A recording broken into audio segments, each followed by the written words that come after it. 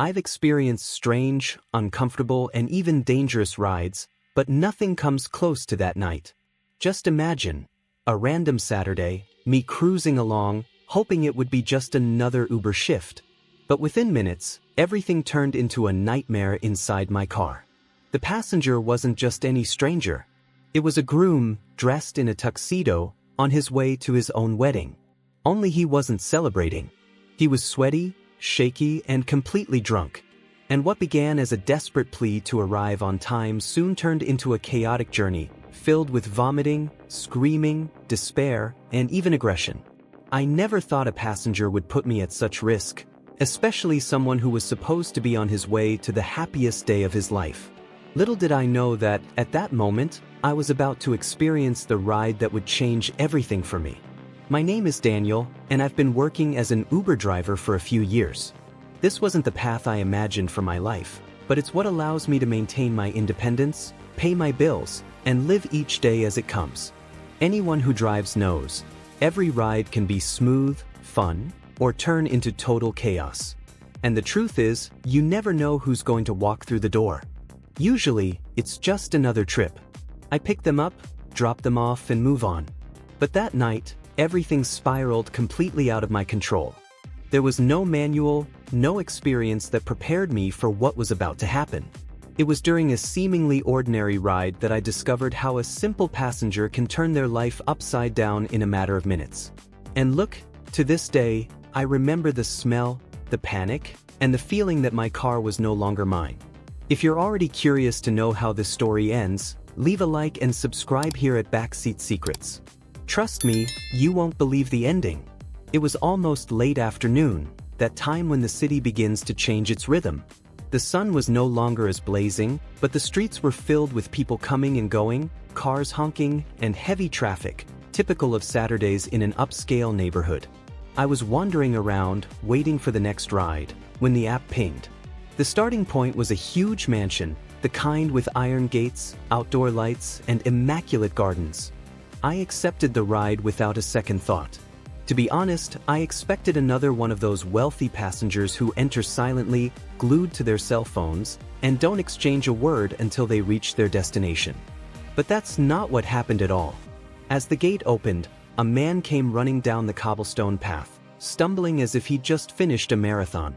He wore a well-fitting black tuxedo, a crooked bow tie, and gleaming shoes, but otherwise, he didn't quite fit the image of a groom-to-be. His face was pale, his hair disheveled, and a heavy sweat dripped down his forehead. As he got into the car, a strong smell of alcohol hit me immediately. It wasn't just a celebratory glass, it was as if he'd dipped into a bottle of whiskey. He threw himself into the back seat, breathing fast, and almost shouted, "Please run, I'm late for my own wedding."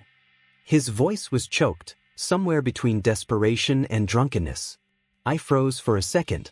A groom, late, drunk, and asking me to run? It was such a strange combination. I glanced in the rearview mirror and saw his eyes red, teary, as if he'd been crying before getting in there. For a moment, I wondered if he really wanted to get to the altar or if he was trying to escape something. I tried to remain calm, put the car in drive, and replied curtly, "Okay, let's go, but put your seatbelt on first." He pulled the belt out with difficulty, his movements clumsy, as if the simple act of fastening the buckle were a challenge. In the process, he mumbled incoherent words, something about the time, about not messing up, about, "She can't see me like this." It was at that moment that I realized this would be no ordinary ride. The tension was in the air from the start. The energy inside the car was heavy, suffocating. And yet, I had no idea how far that drunken groom was about to take me. As soon as the car turned onto the main avenue, I began to notice every detail of the passenger in the rearview mirror. He wouldn't sit still. He bounced his leg non-stop, tapped his fingers against his knee, and took deep breaths as if trying to control himself, but failing every second. His tuxedo, which should have been impeccable, was already wrinkled, his bow tie loose around his neck. Sweat dripped down his forehead, leaving shiny marks on his white shirt. The most disturbing thing, however, was the smell. Alcohol permeated the air in a suffocating way, mixed with the expensive perfume he was wearing. It was as if the fragrance was trying to hide the disaster, but it only made it worse. I cracked my window a little to breathe, but he noticed and begged, his voice trembling, "Please don't do that, you'll mess up my hair." I just thought, dude, your hair's been messed up for a while. The traffic, of course, didn't help. It was completely stopped. Horns honked from all sides, and every time the car advanced a few meters, the groom muttered under his breath, as if cursing every driver in front of him. He checked his watch every few minutes and repeated incoherent phrases, "I can't be late. She'll kill me. This can't end like this." I tried to focus on driving, but it was impossible not to sense something was wrong. His nervousness didn't seem to be solely due to the drink or the delay. There was something more there. Something he wasn't saying out loud. And the more he sweated, shook, and breathed heavily, the clearer it became to me. This race was about to go off the rails. Traffic was practically at a standstill when I realized something was about to go wrong. In the rearview mirror, I saw the groom put his hand to his mouth, choking slightly and closing his eyes as if trying to hold something in. His face grew even paler, and a cold sweat began to run down his temples. He leaned forward and drawled, "Ooh," the window, quickly. But there was no time. Before I could react, he turned his face to the side and simply exploded. The sound was grotesque, followed by a hot, acidic wave that spread throughout the car. Vomit hit the seat, ran down the center console, and seeped into the gap between the seats. The smell filled the room in seconds, a nauseating mix of alcohol, poorly digested food, and expensive perfume. My entire body reacted instantly. I gasped, my stomach churning, and I slammed the car against the curb, trying to open my own window to breathe. That's when I lost my temper. I turned around, overcome with rage, and yelled, "Dude, you ruined my weekend. This car is my livelihood." He was silent for a few seconds, his mouth still dirty and his eyes wide with embarrassment. He looked like a child caught red-handed. But instead of apologizing, he tried to assert himself. He wiped his mouth with the sleeve of his tuxedo and replied in a raised voice, "Shut up, I'll pay you to wash your clothes. A pittance will solve this, move on." That made me even angrier. I knew the damage that would come. It wasn't just the cleaning. I'd missed 2 full days of work, maybe more. Anyone who drives knows, a car that dirty isn't worth driving anytime soon. And he simply wanted me to accept a few bucks as compensation. In that instant, I realized the race had gone from a nuisance to a living nightmare. And looking at that drunk, arrogant groom, I already knew it was far from over.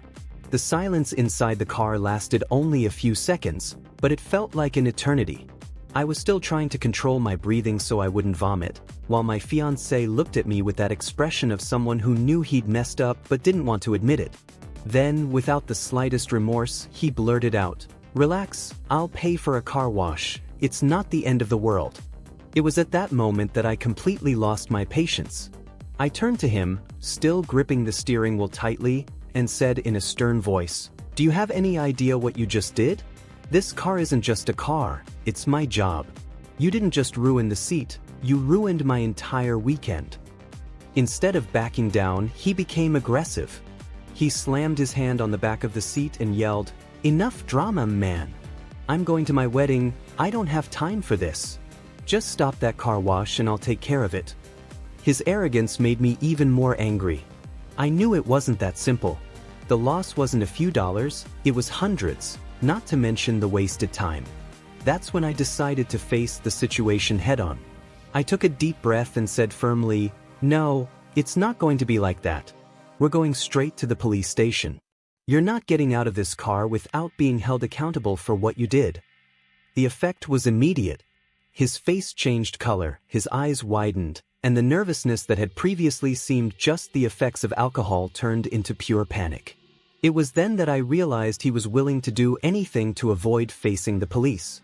And I still had no idea how much this would escalate. When I mentioned the word police station, the groom went into a panic. His eyes widened, he began babbling nonsense, and suddenly tried to open the car door while it was moving. His heart raced. I immediately activated the automatic locking system. The sharp screech of the locks echoed through the car, and this seemed to infuriate him even more. He began pulling on the door handle repeatedly, like a caged animal, and then threw himself against the back of my seat. I felt the impact on my back and nearly lost control of the steering wheel. "You don't understand. I can't go to the police," he screamed, spitting words laced with the strong smell of alcohol and vomit. Within seconds, the tension turned violent. He yanked my arm as I tried to keep my hands steady on the steering wheel, then grabbed my hair, trying to unbalance me. I had no choice. I slammed the car to a stop in the middle of the street. The tires screeched, and we heard honking from all sides. The scene caught the attention of pedestrians and drivers. People started to stare, some taking out their phones to film. I got out of the car, trying to get away from him, but the groom came after me, staggering, completely out of his mind. He screamed, pushed, and tried to hit me as the commotion escalated. At that moment, my fear was no longer just for the loss. It was for my own safety. The fight had already become a spectacle. Drivers stopped in the middle of the street, pedestrians crowded the sidewalk, and cell phones pointed at me, recording every second.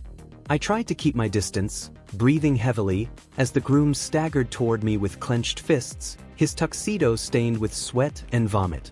He shouted incoherently, "I can't miss this. She's going to kill me. I'm not going to jail." It was in this chaos that I heard the siren. Within seconds, 2 patrol cars pulled up with their lights flashing, cutting through the blaring of horns and shouts. The officers scrambled out, guns at their waists, asserting authority. The crowd backed away, and for a moment I felt a relief I couldn't put into words. One of the officers pulled me aside, asking if I was okay. Before I could respond, the groom lunged at another officer, trying to free himself. That was the last straw.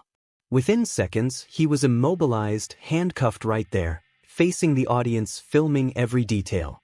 The image was surreal, a man in a tuxedo, dirty, desperate, screaming that he needed to get married, being forced into the police car like a criminal. I stood there, still panting, watching it all. My car was destroyed inside, my body was shaking with adrenaline, and the only thing echoing in my mind was how a simple race could have turned into a battlefield. The groom was taken away, and the scene was etched in my memory, guests probably waiting at an altar, while the protagonist of the party went straight to the police station, handcuffed and covered in shame. That day, I didn't just miss a shift. I gained a story I'd never forget. Ultimately, that ride taught me more than any other day driving for Uber. Driving at night can be unpredictable, but nothing, absolutely nothing, prepared me for a drunken fiancé turning my car into a total mess, attacking me, vomiting, and threatening to run away. Every minute seemed like an eternity, and even when the police arrived, the shock still lingered. The moral of the story? Respect should be a given, but when it comes to ride-hailing drivers, it often needs to be forcefully reinforced. Each ride represents someone's work, and our patience and safety are non-negotiable. A passenger may be in a hurry, nervous, or high on alcohol, but that never justifies putting the driver at risk. If you enjoyed this story, leave a like, subscribe to Backseat Secrets, and hit the notification bell so you don't miss future reports of rides that got completely out of hand. Now tell me, would you be able to remain calm if a drunk passenger vomited in your car and then tried to attack you? I realized then that courage is tested in the most unexpected moments, and that some rides are unforgettable.